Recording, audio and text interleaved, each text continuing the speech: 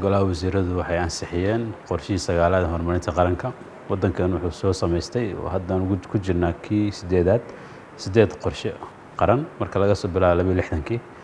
kan oo ah kii sagaalaad waxa insha Allah hirgeli doonaa 2020 bisha koowaad wuxuuna socon doonaa 5 sano qorshahan oo ka kooban ku saleysan yareynta saboolnimada ee asaas u tahay maadaama waddankan dad badan oo runtii saboolnimadu ay aad u baahsan tahay yareynta saboolnimada kobcinta dhaqaalaha arrimahaas oo dhan ku saleysan yahay wuxuu kala baxayaa 4 qaybood qayb ka hadlaysa siyaasadda deganaanshaha siyaasadda xasilloonida siyaasadda iyo siyaasad loo dhan yahay dhaqaalaha waddanka iyo kobcintiisa iyo horumarka dhaqaalaha arrimaha bulshada caafimaadka waxbarashada amniga iyo sareynta sharciga afartaas waa xoodo weyn ayuu leeyahay saasay tahay haddana waxa qayb ka sii ah 5 qaybood oo kale ayaa jira oo afartaas ku dhex jira oo ugu horeyso xuquuq insaanka haweenka xuquuq insaanka arrimahooda ay ku jirto tacaalida ama wax ka qabashada arrimaha barakacayaasha waddanka ku nool ka mid tahay deegaanka iyo kheyraadka dabiiciga oo ay ka mid tahay dawlad wanaagga iyo xisaabtanka oo ay ka mid tahay oo adkeysiga masiibooyinka iyo abaaraha shantaas oo dadka Soomaaliyeed u arkeen muhiimad u leedahay waddanka ayaa iyaguna ku jira sidoo kale processkan ama soo margeedi socodkani wuxuu soo bilowday sanadka hore bishii 10aad sanad ayuu socdaa wuxuu soo maray wada tashiyo 65 wada tashi ayuu soo maray waddanka oo dhan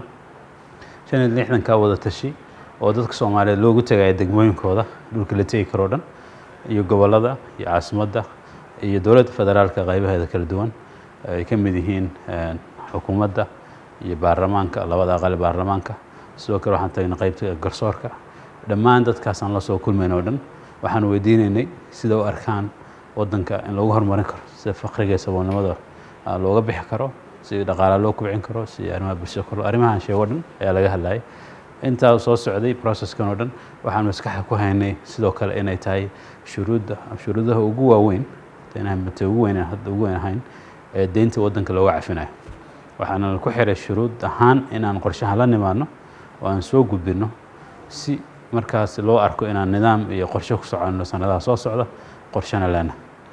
marka guud ahaan processka soo maray waana shaqo badan baa ayaa gashay runtii oo dad fara badan dhalinyaro Soomaaliyeed ayaa gacanta ku haysay waxaan aad ugu mahadnaqayaa dhalinyarada Soomaaliyeed ama heer dawlad federaal noqoto wasaaradda qorsheynta ama ha noqdo wasaaradaha kale dawlad goboleedka qorsheynta Golaha Hormarinta Qaranka oo ah wasaaradaha qorsheynta dawlad goboleedka iyo dawladda federaalka isu yimi wasiirada saaxiibada ee qorsheynta dawlad goboleedka wasiirada kale ee federaalka iyo waddanka wasaaradaha kale ee waddanka jira dhammaantood qayb ay ka qaateen shaqadan la qabanayay baarlamaanka guddoonka baarlamaanka labada aqal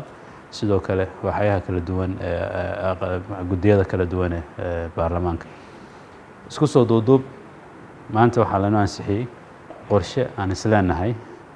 haddii alla idmo waddanka meel fiican u gaarsiin doona haddii sidaan ugu qorsheynay loo fuliyo